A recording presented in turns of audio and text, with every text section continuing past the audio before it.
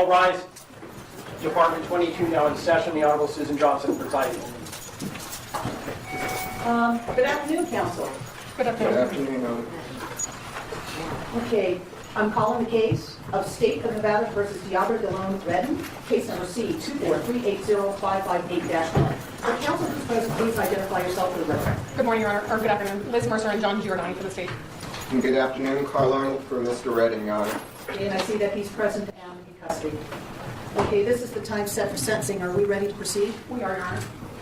Your Honor, I just want to make sure that you have received our sentencing memorandum with Dr. Paglini's report dated August 1st, 2024, Karen Springer's affidavit dated December 5th, and Dr. Paglini's current update dated December 5th. Yes, they were very lengthy, single space. I even read them, Mr. Ron. I knew you would, Your Honor, so thank you. Okay, all right. Mr. Redden? Yes, I am. Okay, I need you to stand, sir. Okay. Sorry, I feel a little nauseous. Pain right here. Are you okay? Yeah. I'm embarrassed like you. Okay. All right, sir, I have your guilty plea agreement or memorandum here in front of me, which, as you know, was filed in open court on September 5th of 2024. I canvassed you on this guilty plea memorandum. You signed it, and you answered all of my questions. I am adjudging you guilty, but mentally ill, to committing the following crimes. Count 1, attempt murder, victim 60 years of age or older, a Category B felony, in violation of NRS 200.010, NRS 200.030, NRS 193.153, and NRS 193.167. Count 2, battery on a protected person resulting in substantial bodily harm, victim over 60 years of age or older, a Category B felony, in violation of NRS 200.481, and count 3, intimidating public officer, a Category C felony, in violation of NRS 199.300. Count 4, battery on an officer resulting in substantial bodily harm, a Category B felony, in violation of NRS 200.481. Count 5, performance of act or neglect of duty in willful or wanton disregard of safety of persons or property, resulting in substantial bodily harm or death, a Category C felony, in violation of NRS 202.595. Count 6, battery by prisoner, in Category B felony, in violation of NRS 200.481, subsection 2F, and count 7, unlawful act relating to human excrement or bodily fluid, a Category B felony, in violation of NRS 212.189. Does the state have anything to present? Yes, Your Honor. All right. Thank you.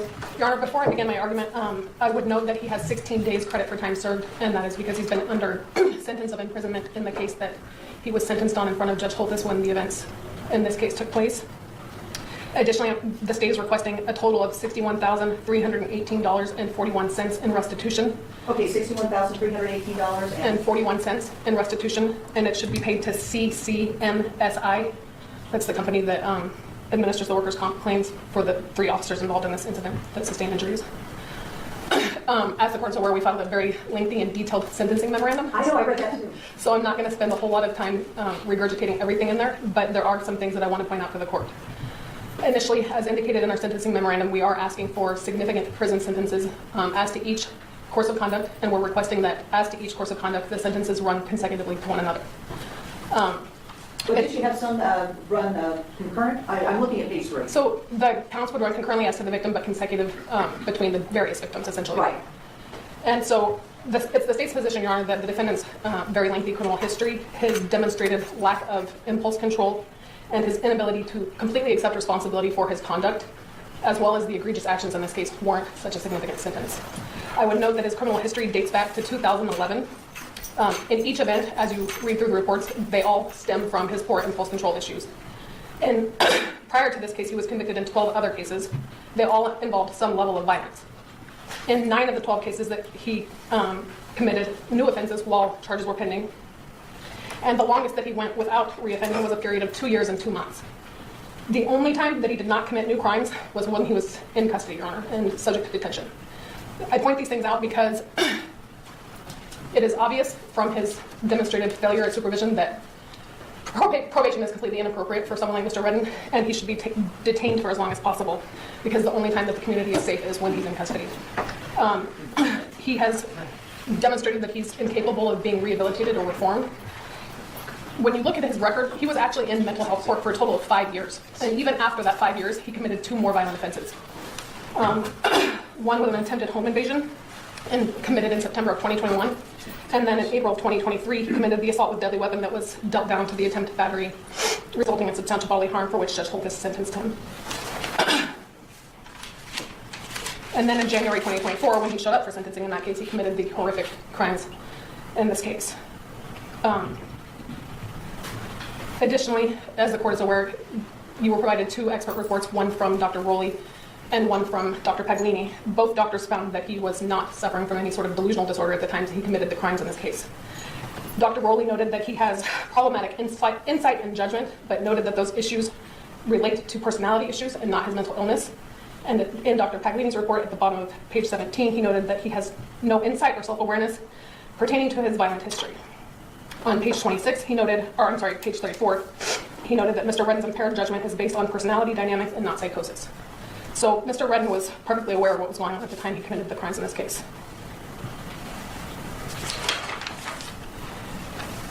I think that what you notice pretty glaringly when you look at his criminal history is that Mr. Redden has repeatedly failed to recognize that he is the common denominator in these cases. It is his actions that end him up in situations such as this. It is not him being victimized by other people, it is his conduct.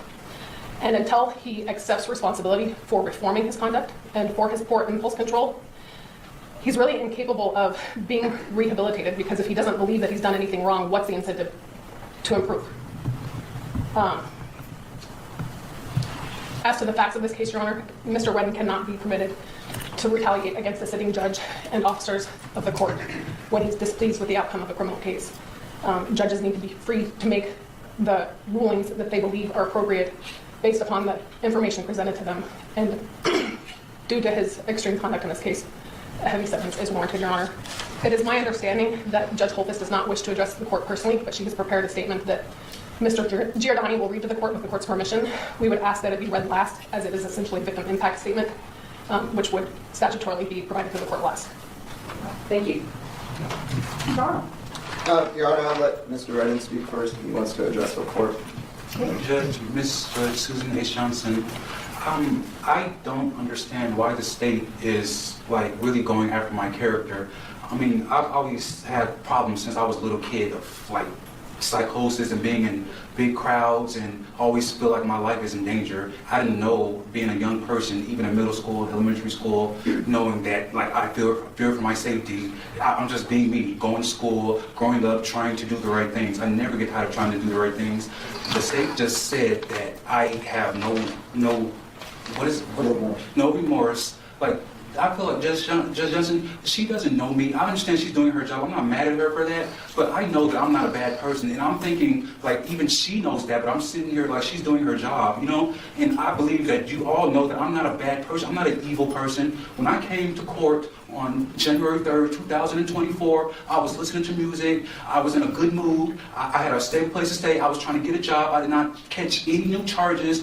I'm not a bad person. I don't understand why the state is trying to prove me as a bad person. I understand they have a job to do, but this is just, it's not right to me, you know? I'm not an evil guy, and I just keep going after me. I see spirits, I hear voices. I've been going through this for over a decade now, really since 2012, you know? And I just feel attacked or just not safe since I was a little kid. And me growing up, I didn't know that I had these problems. In 2022, I came to prison for the first time.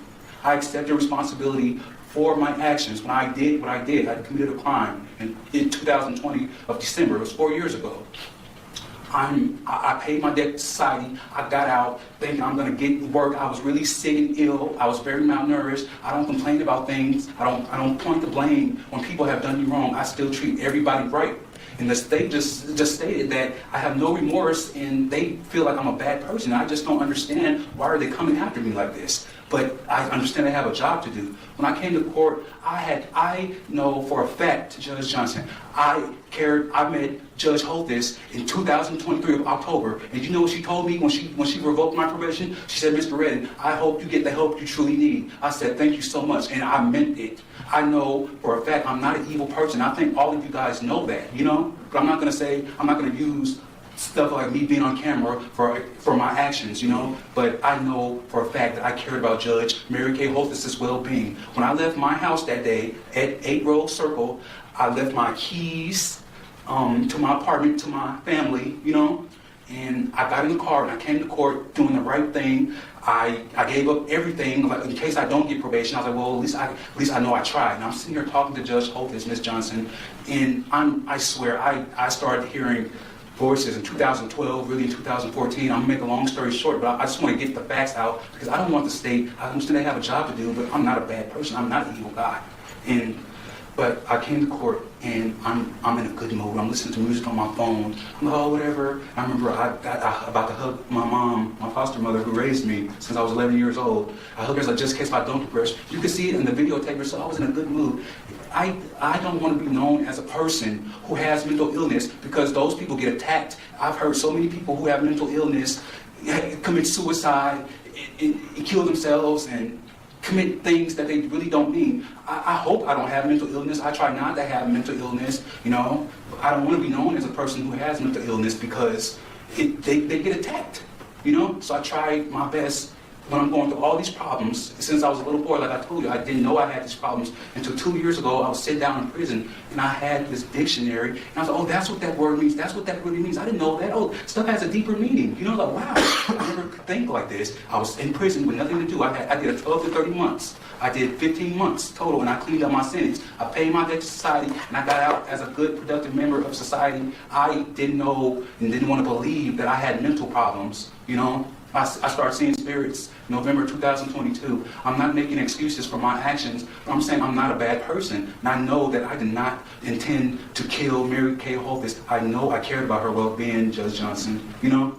And I came to court that day, and I was talking to her, and I told her I never stopped trying to do the right things. I wasn't pointing like, oh, this person did this to me. I deserve a chance at probation. Like, is this not fair? All I see was red, and all I heard her say, oh, this... Like she said, I finally watched the whole video. I was standing here in the courtroom with all of you guys.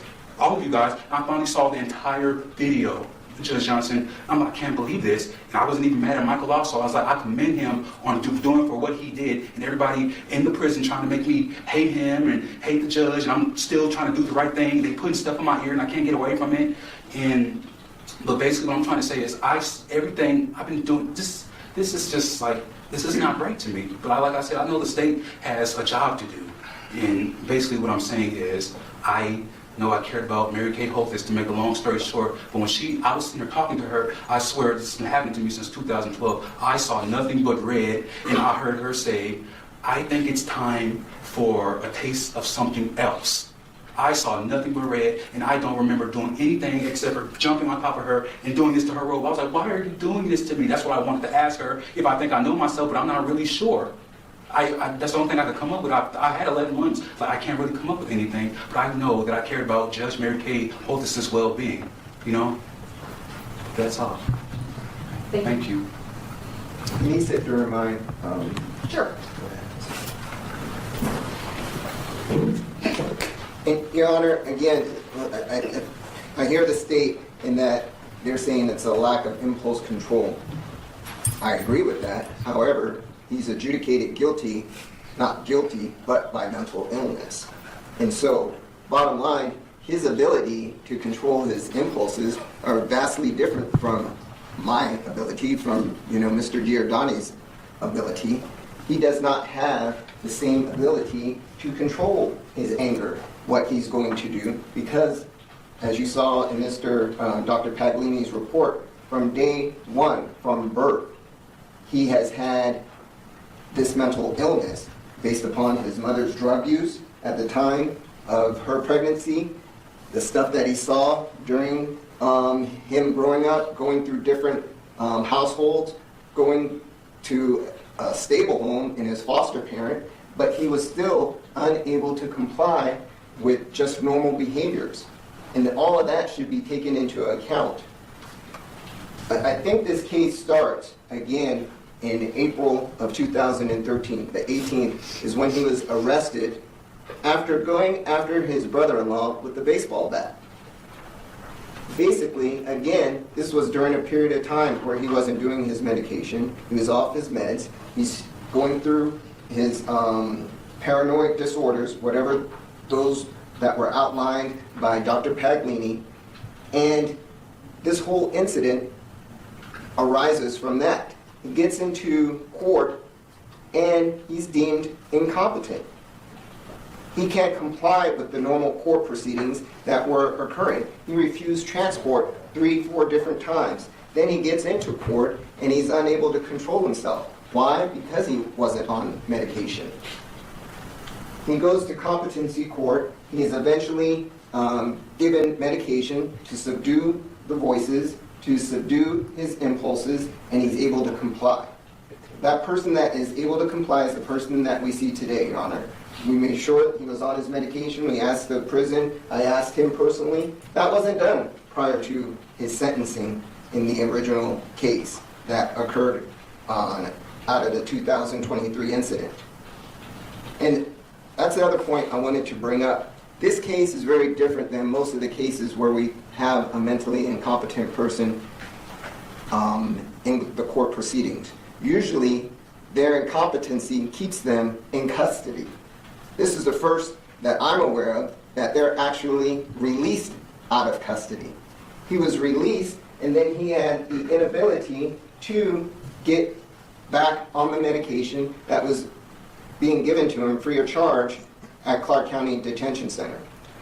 He tries to make appointments, as you saw in Ms. Springer's affidavit, to get this medication. For 2 months after his release, which again is an occurrence that I haven't seen before, he's unable to get that medication. Of course he's going to slip back into the same impulsive behaviors that he had before. Of course he's going to slip back and not being able to suppress the thoughts and delusions that he was having. He went back right to what we saw in August 2023. And so again, that should all be taken into consideration. The state is asking for consecutive time.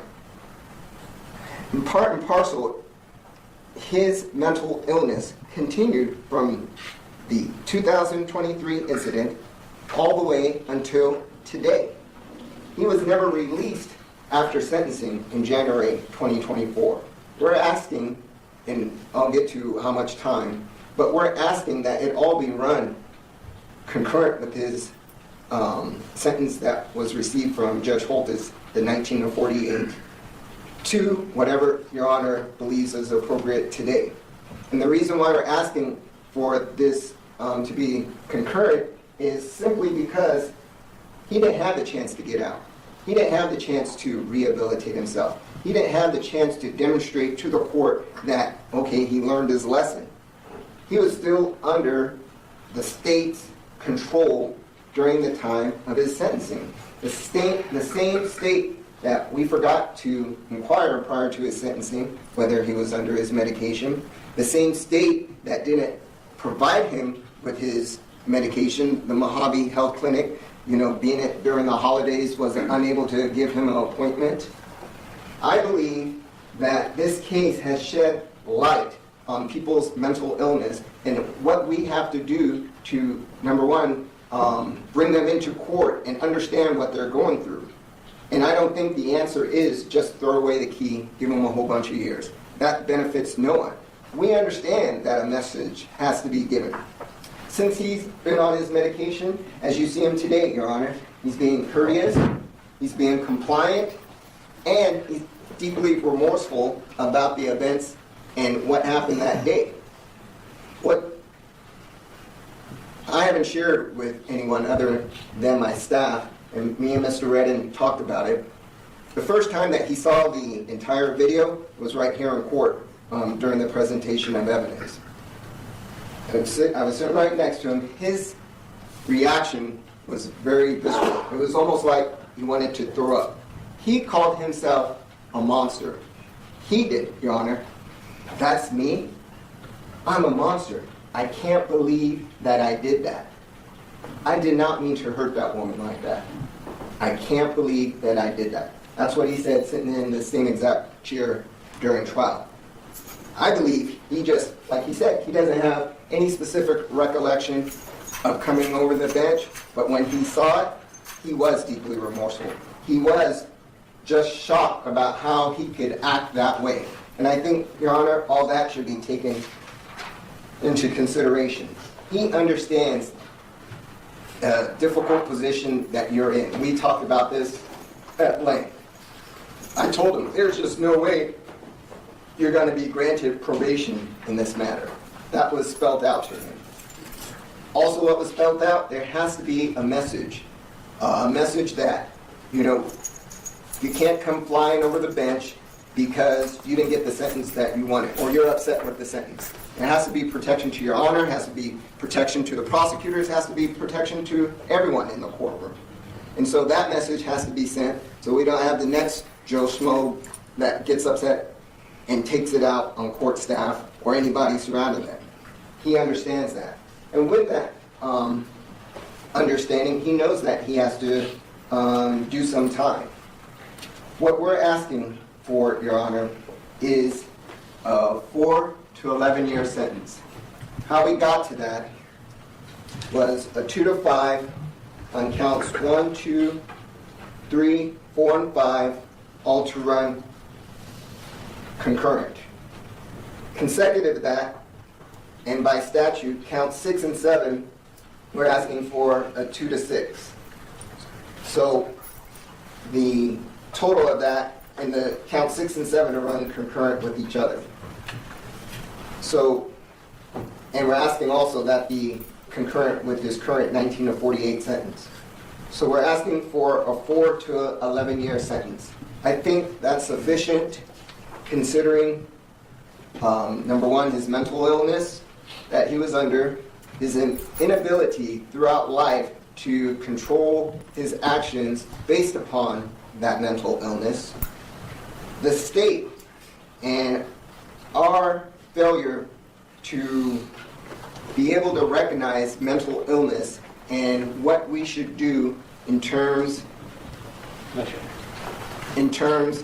of addressing it, getting him the type of help, and not just throwing him into prison, but figuring out ways, which we're not equipped with, but a psychologist would be more adept to figure out how to help these individuals and give them a life plan or whatever it takes so when they do get out into society, they're able to comply and have appropriate behavior. As you saw from Ms. Springer's affidavit, this was an individual coming off of his meds that still wanted to comply. He had a living arrangement. He was trying to get to his appointments. He even obtained a job at the Teamsters union and received a dispatcher job, while he was waiting for sentencing that day. This is a person that can and would be able to do it given the appropriate help from a psychologist and mental health counseling. So we're asking again, Your Honor, considering all the information that was provided to you, considering the gravity of his mental illness and his life, that you sentencing to what we recommended. And with that, I submit. Thank you. On behalf of Judge Holthus, Judge, the impact on me and my family has been substantial, both mentally and physically. The impact on my professional family has also been significant, both mentally and physically, especially in the case of my Marshal Shane, who suffered horrific injuries trying to protect me. To him, I am incredibly thankful and so very sorry. But for 6 men, grown men, half of whom were unarmed, I would not be here. To them, I owe my life and will forever be grateful. For years, the system has tried unsuccessfully to help the defendant conform his behavior and limit the danger he presents. Instead, his behavior has escalated to this, trying to kill me as I sat, just doing my job, in a courtroom surrounded by guards and court personnel. He made a conscious decision to kill me and made every effort to succeed. If he had his way, he'd be facing a sentence of life without the possibility of parole for murder. It is likely no surprise that for me, as well as his future victims who may not be as lucky, I wish for the maximum sentence allowed. Thank you. Were there any other speakers? No, we'll submit it, Judge. Mr. Redden, I am not going to run any sentence that I impose today concurrent with that issued by Judge Holthus. In my view, you committed separate crimes, and that results in separate sentences. So it's not going to run concurrent to what she has previously issued as far as a sentence. All right. With respect to this sentence, first of all, there will be a $25 administrative assessment fee, a $3 DNA administrative fee. And Mr. Arnold, were you appointed or were you retained on this? No, I actually did this case pro bono, Your Honor. Okay. There will not be any DNA testing fee because frankly, given your history, it's already been taken. Your actions on that day, you know, it was not just retaliation or an attack on Judge Holthus, it was also an attack on the judiciary. And I'm mindful of that. And while there is no question that you've got some mental illness issues, which is why you pled guilty but mentally ill, but there was no doubt by these doctors that you knew the difference between right and wrong, and you did what you did. So this is what I'm going to do with respect to the sentence.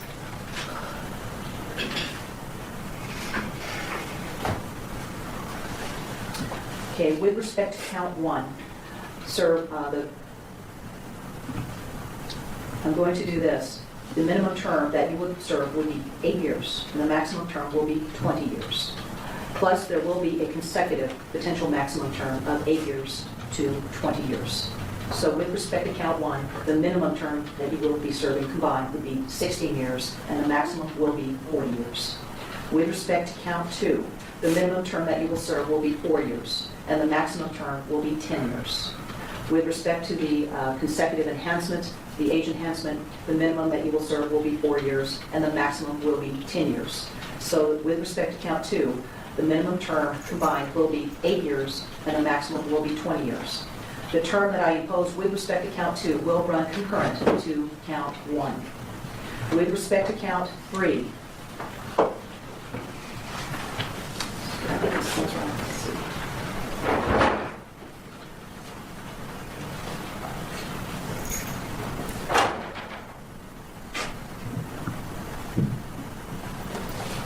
The minimum term that you will serve will be 2 years. The maximum term will be 5 years.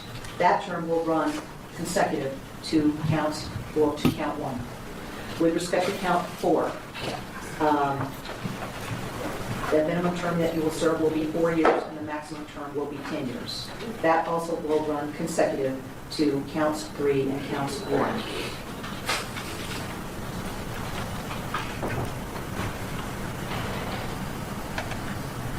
With respect to counts,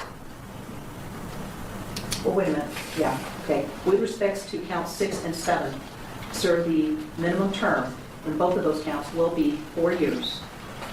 The maximum term will be 10 years. However, those will run concurrent to each other, right? So I'm not following what your attorney has suggested. I am following what the state has suggested. Did I catch them all? I believe you skipped 5. With 5? Correct. Sorry about that.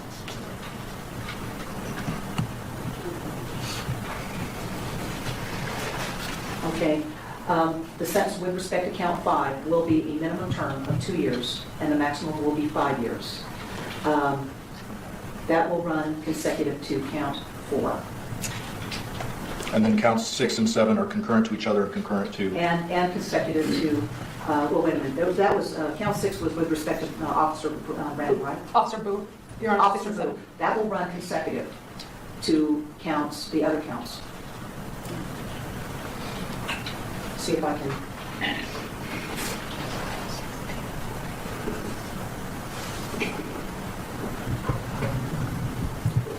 Yes, ma'am. Did you get all those? So with respect to count 6, it's to run consecutive to counts 1, 2, 3, 4, and 5. Right. And then as far as count 7, it's to run concurrent to count 6. Correct. Thank you. Could you give me the advocate, please? When you get a chance. You need that? Yes.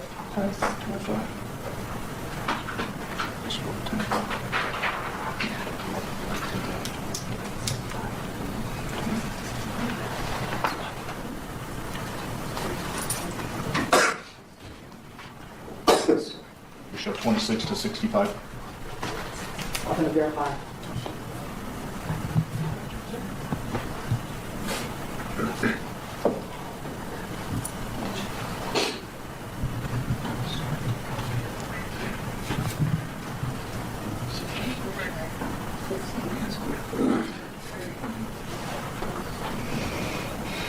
Well, that does sound about right, but let's verify. And Your Honor, as to the restitution? There will also be restitution to the victim. Thank you, Judge. I still keep coming up with 36 on the top. Maybe it's 26.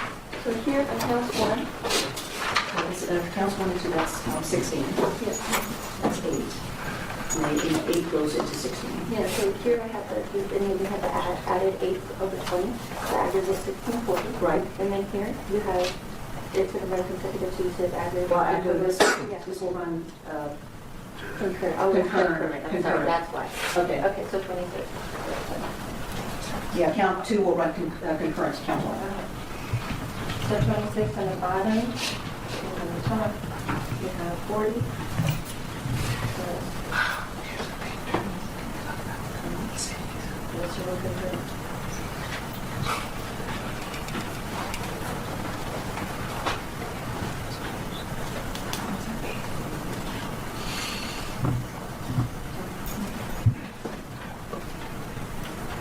How many months did you have on the bottom? 120? We had 26 years to 65 years aggregate. That looks about right. Okay. And there will also be restitution to the victim, payable to the victim in the amount of $61,318.41, and that is CCMSI. Yes, Your Honor. And what does that stand for? I don't know. I apologize, Your Honor. Okay, could you do me a favor I and can let me know what that is? Because we need to put that in the judgment of conviction. And we need to give this gentleman credit for time served.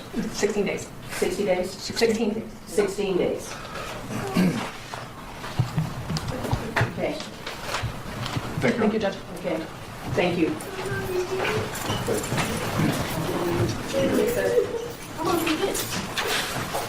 Come on,